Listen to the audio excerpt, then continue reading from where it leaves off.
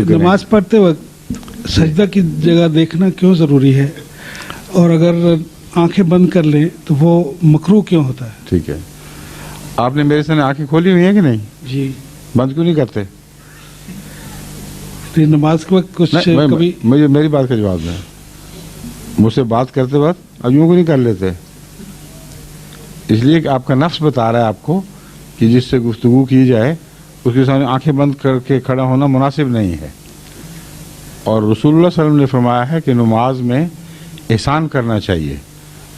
एहसान की तारीफ ये है कि यूं महसूस करो कि तुम खुदा के सामने खड़े हो और खुदा को देख रहे हो, और अगर ये नहीं तो कम से कम ये तो देखो कि खुदा तुम्हें देख रहा है।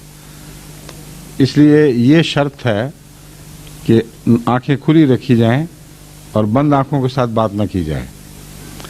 दूसरे बंद आंखों से गफलत भी पैदा होती है और एक किस्म की गुनूदगी या गफलत की कैफियत तारी हो जाती है।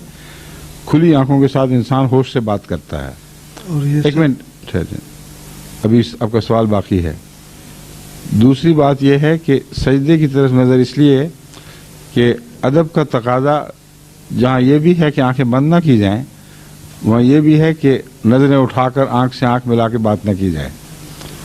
और तबन फितरतन हर जगह जब अदब गालिब हो तो इंसान की नज़रें झुक जाती हैं। इसलिए हज़रत सल्लल्लाहु अलैहि वसल्लम ने फरमाया कि सजदा गाह पर नज़र रखो।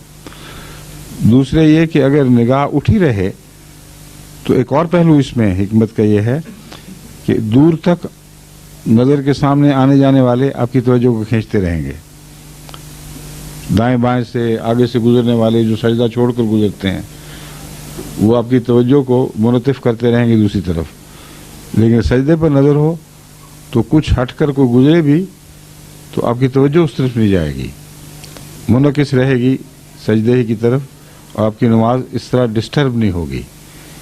ये इम्कानात हैं जो मेरे जहन में उभरे हैं कि इन हिकमतों के पेश नज़र रसूलुल्लाह सल्लल्लाहु अलैहि वसल्लम ने ये फरमाया होगा। ठीक है।